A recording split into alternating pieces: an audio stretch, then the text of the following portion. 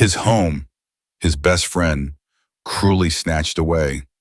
An honored hero pushed to the brink by a callous bureaucracy. What happens when one man's desperation collides with the power of a viral video? You won't believe the fight for justice ignited by a single spark of outrage. Don't miss what happens next in Des Moines. The first metallic screech sliced through the pre-dawn quiet of Des Moines like a violation. Jordan Thomas, 35, jolted awake in the cramped cab of his Ford F-250, heart hammering against his ribs. Buddy, his aging golden retriever, was already on his feet, a low growl rumbling in his chest, his warm presence usually a comfort, now a vibrating alarm. Through the dusty windshield, Jordan saw it, the hulking silhouette of a tow truck, its amber lights flashing with predatory glee, backing up to his home. His home. No, no, no, no, Jordan muttered, scrambling for the door handle. This couldn't be happening. Not again. Not after everything. He burst out of the truck, the chill eyesore air hitting him like a slap. "Hey, what the hell do you think you're doing?" His voice was rough, laced with sleep and a rising tide of panic. Buddy was right behind him, barking, a deep, resonant sound that usually deterred squirrels. Not tow trucks. A burly man in greasy overalls barely glanced at him. "Got a tow order. Buddy, clear the way." He gestured vaguely towards a laminated sheet stuck to his window. A tow order from who there's no warning. No notice. Jordan's mind raced. He'd been meticulous, parking where he thought he wouldn't bother anyone, on a quiet street bordering a small, unassuming park, a green space that reminded him of happier times, before the fire had consumed his house, his career, and almost his spirit. This old truck, lovingly nicknamed the Wanderer, was all he and Buddy had left. "Homeowners Association," the driver grunted, already attaching thick chains to the Wanderer's front axle. The clang of metal on metal was a death knell. "HOA, which HOA?" Jordan was bewildered. He wasn't parked in a development, not directly. This street was public. Wasn't it the Oakwood Creek Homeowners Association? And they say this thing. The driver kicked one of the Wanderer's tires, the rubber worn but still sturdy, is an eyesore, a mobile slum, they called it. The word struck Jordan harder than any physical blow. Mobile slum, his sanctuary, his last refuge, reduced to garbage in the eyes of strangers. He thought of the small, carefully organized space inside his neatly folded sleeping bag, Buddy's worn blanket, the few singed photographs he'd managed to salvage from the blaze, his parents, his old fire crew. Sarah. Just then, a crisp, authoritative female voice cut through the morning air. "Is there a problem, gentlemen?" Jordan turned. Standing on the manicured sidewalk, bathed in the unwelcome glow of the tow truck's lights, was Debbie Jenkins, 60-something, with a helmet of perfectly coiffed silver hair and a pantsuit that looked like it was starched with disapproval. She was the embodiment of suburban order. Her arms were crossed, her gaze sweeping over Jordan and the Wanderer with undisguised contempt. "Mrs. Jenkins," Jordan said, his voice tight. He knew her, peripherally. She walked her yappy little terrier past his truck some mornings, always giving him the side eye. He'd always offered a polite nod. She'd never returned it. "Miss Thomas, I presume," she said, her voice dripping condescension. "As you can see, your vehicle is being removed. It's in violation of several Oakwood Creek HOA covenants, not to mention it's an absolute blight on our community." "This is a public street, Mrs. Jenkins. You have no right." Jordan's firefighter training kicked in, the instinct to protect, to fight an injustice. But this wasn't a fire he could extinguish with water and grit. This was a different kind of inferno, one fueled by bureaucracy and prejudice. "Oh, I assure you, we have every right," she countered, a smug little smile playing on her lips. "Our covenants extend to the aesthetic maintenance of the bordering public thoroughfares. We have a responsibility to our dues-paying members to maintain property values. And this," she gestured dismissively at the wanderer, is severely impacting them. Buddy, sensing Jordan's distress, barked louder, straining against the invisible leash of loyalty. He took a step towards Debbie Jenkins, his growl deepening. And control your animal, she snapped, taking a small step back, her composure momentarily ruffled. He's not an animal. He's my dog, Buddy. And he's scared because you're trying to steal our home. Jordan's voice cracked with emotion. The injustice was suffocating. He remembered the fire that had taken everything else. The searing heat, the acrid smoke, the terrifying realization that he was losing it all. He'd run back into the collapsing structure for Buddy, the one constant in his life. And now this woman, with her petty rules and cold heart, was trying to take Buddy's security too. The tow truck driver, oblivious or indifferent to the human drama unfolding, gave a final jerk on a lever. The wanderer groaned, its front wheels lifting sickeningly off the ground. Panic, cold and sharp, pierced through Jordan. Wait, my dog. He's inside. He'd left Buddy's water bowl and a chew toy in there. More importantly, it was Buddy's den. But Buddy wasn't inside. He was right beside Jordan, his barks now a mixture of fear and defiance. It was Tommy, a small 8-year-old boy from a few houses down, who Jordan suddenly noticed. The boy was standing by a lamppost, his pajamas peeking out from under his coat, phone held up, recording. His eyes were wide, fixed on Buddy's frantic barks as the truck, their home, was being hoisted. "You can't do this!" Jordan yelled, lunging towards the tow truck. But the driver was already climbing back into his cab. Debbie Jenkins watched, unmoved, a chilling portrait of indifference. "It's already done, Miss Thomas," she said, her voice cool and final. "Perhaps this will be the incentive you need to find more suitable accommodation." As the tow truck began to pull away, with the wanderer swaying precariously behind it, Jordan felt a despair so profound it almost buckled his knees. Buddy whined, a heartbroken sound, pressing against Jordan's leg, his big brown eyes fixed on their disappearing home. The image of his faithful companion's distress, captured by a child's smartphone, was about to ignite a firestorm Debbie Jenkins and the Oakwood Creek HOA were not prepared for. The guttural roar of the tow truck's engine faded into the distance, leaving behind an echoing silence that felt heavier than any sound. Jordan stood frozen. The image of the wanderer, his home, his last bastion of independence, being dragged away, seared into his mind. Buddy whined again, a low, mournful cry, nudging his head insistently against Jordan's hand. The simple, unwavering loyalty of his companion was a pinprick of light in the suffocating darkness of his despair. "They took it, Bud," Jordan whispered, his voice hoarse. "They actually took our home." He sank to his knees on the cold asphalt, the fight draining out of him, replaced by a chilling numbness. He'd faced down infernos, walked through literal fire, but this cold, bureaucratic cruelty felt somehow more devastating. It was an attack not just on his property, but on his dignity, his very right to exist in a space that offered him a sliver of peace. It was then that Tommy, the young boy with the phone, approached cautiously. He was small for his age, with wide, observant eyes that seemed to carry a wisdom beyond his 8 years. He clutched his smartphone like a precious artifact. "Mister, are you okay?" Tommy asked, his voice barely above a whisper.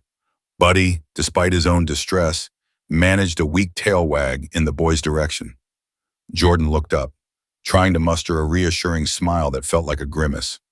"Yeah, kid, just a bit of a shock." He took a deep, ragged breath. Did you get all that?" he asked, nodding towards the phone. Tommy nodded solemnly. "Yeah, I got your dog barking and everything. That lady was mean." He scuffed his sneaker on the ground. "My mom says the HOA is always bossing people around. Last year, they made Mr. Henderson repaint his mailbox 3 times. A flicker of something ignited within Jordan, a tiny spark in the embers of his despair. The video, Buddy's frantic barks, the cold indifference of Debbie Jenkins, The sheer injustice of it all. Captured.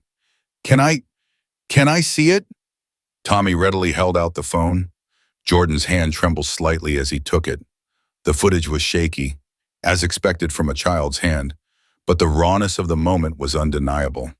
There was Buddy, his beloved friend, not as a threat, but as a terrified creature defending his home. There was Debbie Jenkins, her voice sharp and dismissive. And there was the Wanderer, their sanctuary, being unceremoniously hauled away.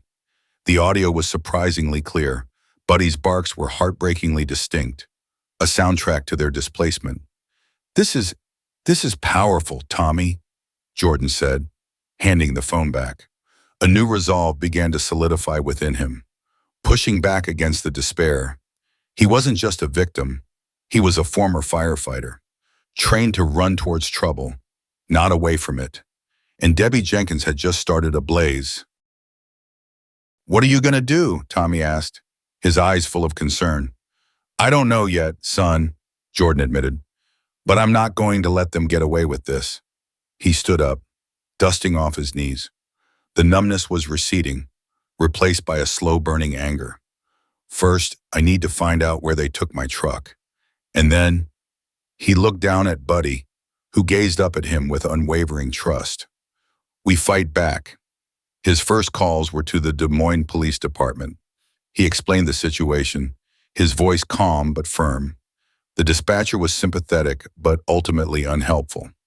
"Sir, if the HOA has a contract with the towing company and they believe you were in violation of their covenants, it's generally considered a civil matter. You'll have to take it up with the HOA or the towing company directly. But it's my home. All my possessions, my dog's medication. They can't just take it without any formal eviction notice. Can they?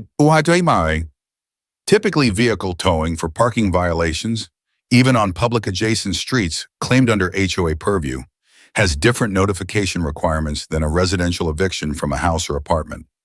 Sir, I'd advise you to contact the towing company to find out the location of your vehicle and any retrieval fees." Fees. Of course, they wouldn't just take his home. They'd make him pay for the privilege of having it stolen. He got the name of the towing company from the dispatcher, Citywide Towing and Recovery, and called them. The man who answered was Kurt. Yes, they had his Ford F-250. It was at their impound lot. There would be a towing fee, an administrative fee, and a daily storage fee. The numbers quoted made Jordan's stomach clench. It was more money than he had to his name right now. He tried reasoning, explaining the circumstances, the lack of warning. The man on the other end was unmoved. "Rules are rules, pal. Pay the fees. Get your truck. Don't pay. It gets auctioned off after 30 days. 30 days. A death sentence for the Wanderer and for Buddy's stability. Frustration mounted. He felt like he was ramming his head against a series of impenetrable walls. He thought about going to the Oakwood Creek HOA office, if such a thing even existed beyond Debbie Jenkins's self-important pronouncements. But what would he say? How could he reason with people who saw him not as a human being down on his luck, but as a mobile slum to be eradicated? He spent the next few hours making more calls to legal aid services, only to be told they were swamped and there was a long waiting list for civil cases. He called the city councilman's office, leaving a voicemail that he doubted would ever be returned. With each dead end, the initial spark of defiance Tommy's video had ignited flickered, threatened by a rising tide of hopelessness.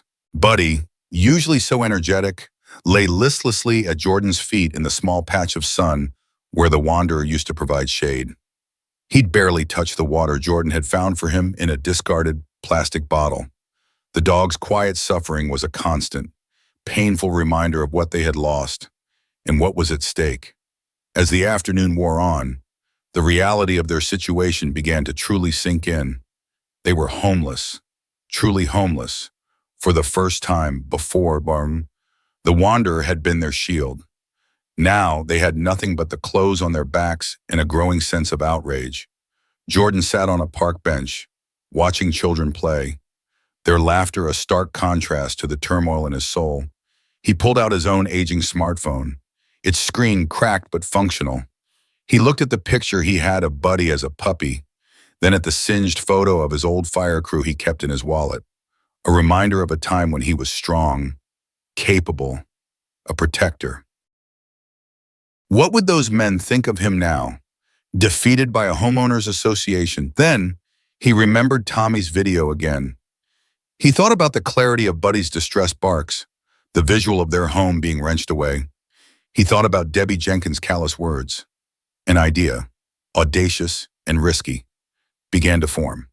These people, the HOA, the towing company, they operated in the shadows of bylaws and bureaucracy, counting on people like him to be too tired, too poor, too broken to fight back effectively.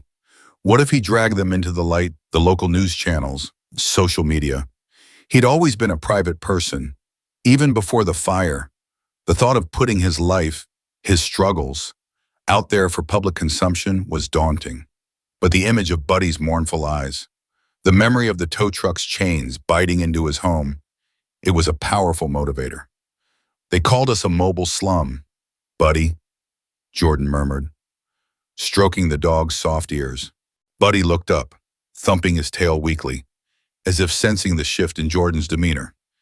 They think they can just erase us, but maybe, just maybe, your bark is going to be a lot louder than they think. He needed that video. He needed to get it from Tommy. He knew, with a certainty that settled deep in his bones, that this was his only real weapon. The system was rigged against him. But public opinion, that was a different beast entirely. And Debbie Jenkins had just handed him the leash. The escalation wouldn't be a physical confrontation, but a digital one. A battle for hearts and minds, sparked by the loyalty of a dog and the wish of a child's phone. The first step was getting the video. Jordan found Tommy back near his house, meticulously explaining the morning's events to a skeptical-looking older sister who was more interested in her own phone. Tommy, Jordan said, his voice gentle, not wanting to scare the boy. That video you took, it's really important. Would you mind sending it to me or showing me how to get it out there? He felt a pang of embarrassment at his own technological ineptitude. He could rebuild a carburetor blindfolded, but navigating the digital world often felt like deciphering an alien language. Tommy, however, lit up. You want to make it go viral? He asked, his earlier somberness replaced by a conspiratorial excitement. My sister, she knows all about TikTok and Instagram and stuff. She says things blow up on there all the time. His sister, a teenager named Maya, finally looked up, a flicker of interest in her eyes. What video? Tommy quickly replayed it for her. Maya watched, her initial indifference morphing into a frown of disapproval. Wow, that old lady is a total Karen. And that poor dog. She looked at Jordan with newfound respect. Yeah, I can help you. We can put this on Facebook, Twitter, Instagram, TikTok, everywhere. People will eat this stuff up. HOA Karen tries to make war hero and his dog homeless. Classic. Jordan winced slightly at the war hero embellishment. He was a firefighter, not a soldier, but he understood her point. This needed a narrative, a hook, and hero was certainly how he felt about Buddy. Over the next hour, huddled on Tommy's porch, with Buddy resting his head on Jordan's knee, they crafted a post. Maya was a whirlwind of digital savvy. She edited the video slightly, sharpening the focus on Buddy's panicked barks and Debbie Jenkins's dismissive wave. She helped Jordan write a short, impactful caption. My name is Jordan Thomas. I'm a former Des Moines firefighter. This morning, the Oakwood Creek HOA, led by Debbie Jenkins, towed my home, this truck, with no prior warning, calling it a mobile call and slum. My dog, Buddy, a fire survivor like me, was terrified. This is all we have left after losing our house in a fire. Is this how Des Moines treats its own? Please share.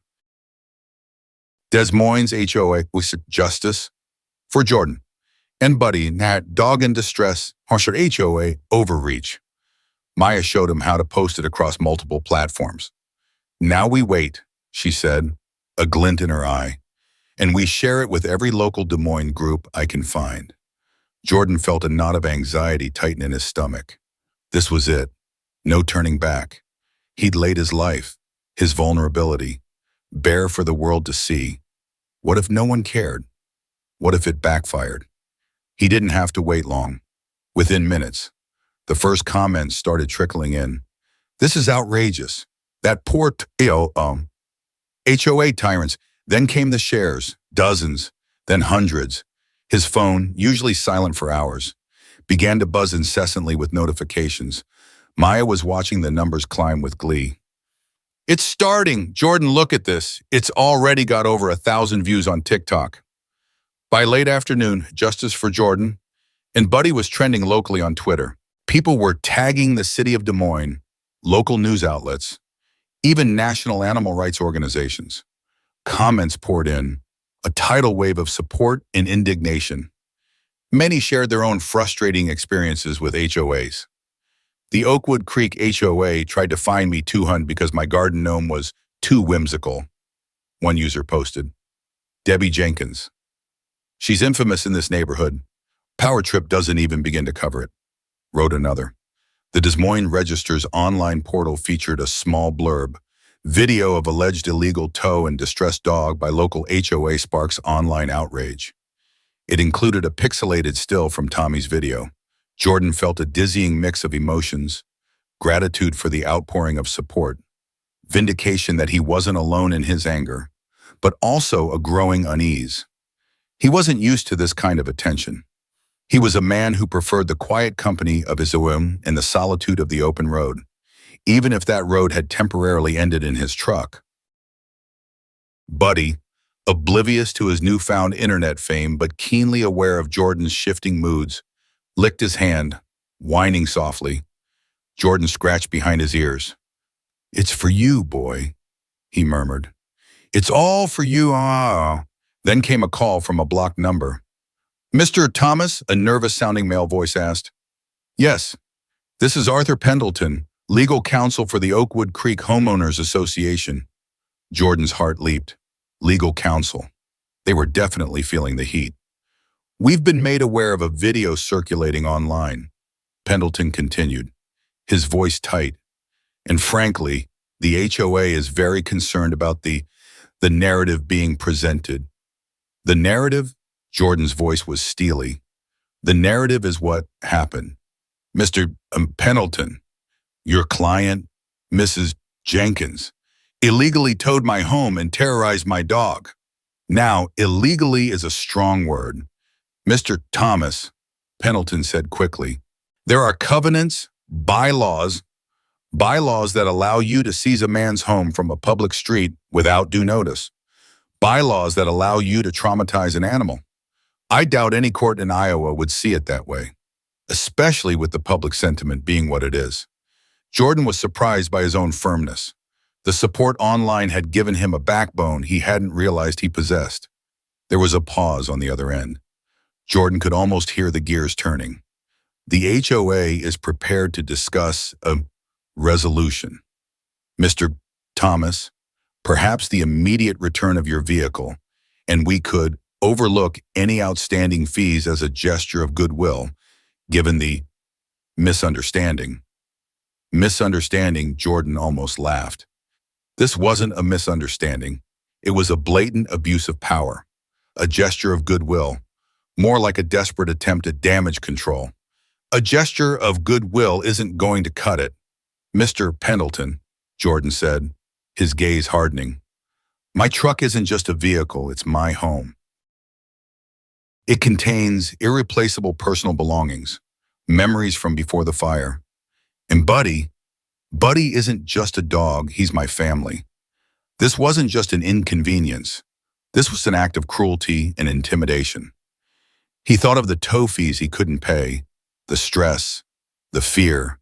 He thought of Debbie Jenkins' smug face. I want my truck back, undamaged, today, Jordan stated. And I want compensation for the emotional distress caused to me and my dog. and for the public defamation of calling my home a mobile slum. And I want a public apology from Mrs. Jenkins and the Oakwood Creek HOA. He could hear Pendleton sputtering. Now, Mr. Thomas, that's quite a list of demands. The HOA is a nonprofit organization of volunteers. And I'm a former firefighter who lost everything, trying to get by with his best friend. Jordan countered, his voice rising. Your nonprofit organization picked the wrong fight. The video, Mr. Pendleton, has now been viewed over 50,000 times across various platforms. Several local news reporters have contacted me. How do you think this looks for Oakwood Creek? The silence on the other end was longer this time. The shift in power was palpable. What started as a desperate man's cry for help, amplified by a child's smartphone, had become a roar. The hidden truth of the HOA's overreach was being laid bare for all to see, and they were scrambling. Let me discuss this with the board, Pendleton finally said, his voice significantly less confident. I will call you back within the hour. Jordan hung up, his hand shaking, not from fear, but from adrenaline. He looked at Buddy, who was now watching him with an almost proud expression. I think they're listening now. Bud, Jordan said, a small, weary smile touching his lips. The resistance was working. The digital tide was turning. The hours stretched into an eternity. Jordan paced the small park, Buddy trotting faithfully by his side. Every passing car made him jump, expecting either Pendleton's return call or, worse, some new form of harassment. Maya had updated him. The video views were now well over 100,000. A local TV news crew had indeed reached out, wanting an on-camera interview. He'd politely deferred, waiting to see what the HOA's next move would be. He didn't want to overplay his hand, but he also wouldn't back down. Finally, his phone rang. Blocked number again. Mr. Thomas? Pendleton's voice was strained, all previous condescension gone. The board has convened. We are prepared to meet your terms. Jordan closed his eyes for a moment, a wave of relief so potent it almost buckled his knees. They'd caved. All of them? Jordan asked, keeping his voice even. Yes, Pendleton sighed. The immediate return of your vehicle. We will cover all towing and impound fees. We will also issue a check for damages, as you requested, and a formal letter of apology will be drafted from the HOA and signed by Mrs. Jenkins. He hesitated. The amount for damages, we can discuss a reasonable figure. Reasonable will be the cost of my dog's vet checkup to ensure he hasn't suffered undue stress, plus an amount to cover the humiliation and disruption caused. I'll send you an itemized list, Jordan said firmly. He wasn't going to be greedy, but he wasn't going to let them off lightly either. And the truck needs to be delivered back to where it was taken, undamaged, within the next 2 hours. I want to inspect it before I agree to anything further. 2 hours. Pendleton sounded aghast. That's very quick. You managed to have it removed very quickly this morning, Jordan retorted. I expect the same efficiency in its return. There was another pause, shorter this time. Understood. I will make the arrangements. Less than 90 minutes later, the familiar silhouette of the wanderer appeared at the end of the street, not with the predatory flashing lights of the tow truck that had hauled it away, but being driven by a sheepish-looking employee from Citywide Towing. He parked it exactly where it had been that morning. Jordan's heart swelled. He did a thorough walk-around. A few new minor scratches on the bumper where the chains had likely been, but otherwise it looked intact. He opened the cab. Buddy, with a joyful bark, leaped inside, sniffing every corner, tail wagging furiously. His water bowl was still there. His chew toy. It was home. A sleek black sedan pulled up behind the wanderer. Arthur Pendleton emerged, looking flustered, holding a manila envelope. Debbie Jenkins was in the passenger seat, staring straight ahead, her face a mask of thunderous fury and mortification. She refused to make eye contact. Mr. Thomas, Pendleton said, approaching cautiously. The vehicle, as requested. Here is the letter of apology, signed, and a check. We've estimated generously for the damages. He handed over the envelope. Jordan opened it. The letter was formal, stiff, but it contained the apology. The check was for an amount that surprised him, more than enough to cover any immediate needs and then some. It was clear they wanted this to go away. Fast. And Mrs. Jenkins, Jordan looked towards the car. Pendleton cleared his throat. Mrs. Jenkins extends her apologies through this letter. Jordan knew he wouldn't get a personal, sincere apology from her. Her signature on the letter, forced by public outcry and legal pressure, would have to suffice. Her public humiliation, which was now unfolding as neighbors peered from their windows, was perhaps a more fitting consequence. The power she had wielded so carelessly had been stripped away, not by another bylaw, but by the bark of a thumb and the outrage of a community. All right, Mr. Pendleton, Jordan said, I'll consider this matter resolved, on the condition that I and my dog are never harassed by the Oakwood Creek HOA again, and that you review your overly broad interpretation of aesthetic maintenance. Absolutely, Mr. Thomas, we will be conducting a full review of our community guidelines, Pendleton assured him. Eager to retreat, he practically scurried back to his car. As it drove away, Jordan caught a final glimpse of Debbie Jenkins' face. It was a portrait of impotent rage. The villain, not in a dramatic explosion, but in a quiet, ignominious retreat, had fallen. Tommy and Maya appeared, beaming. You did it, Mr. Jordan. Tommy cheered. We did it, Jordan corrected, smiling genuinely for the first time that day. He knelt and hugged Buddy. Buddy's bark was the loudest, I think. Later that evening, Jordan sat in the familiar comfort of the Wanderer's cab, Buddy asleep at his feet. His phone was still buzzing, but now with messages of congratulations and support.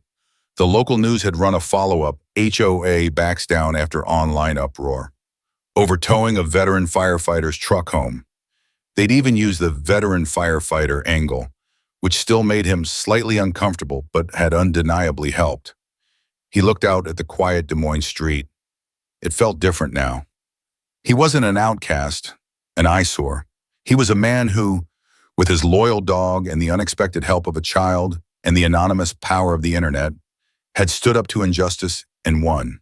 He had his home back, his dignity restored, and a little extra in his pocket to ensure Buddy got the best vet care, and maybe, just maybe, they could start looking for a small, permanent patch of ground to call their own again, far from the reach of any HOA. The Wanderer was more than just a truck. It was a testament to resilience. And tonight, under the Iowa stars, it felt like a castle. Buddy sighed contentedly in his sleep. His barks finally silenced. His battle won. Jordan knew this victory wasn't just his. It was a small win for every person who had ever felt voiceless against a faceless system. And it all started with a dog's distress, a child's phone, and a community that decided to listen. Jordan and Buddy's harrowing journey against a heartless HOA highlighted the power of community and a dog's unwavering loyalty. We witnessed how a simple video sparked a movement, forcing accountability and restoring a hero's dignity. Thank you for joining their emotional quest. Subscribe, like, and comment to share your thoughts on this incredible story of resilience and justice.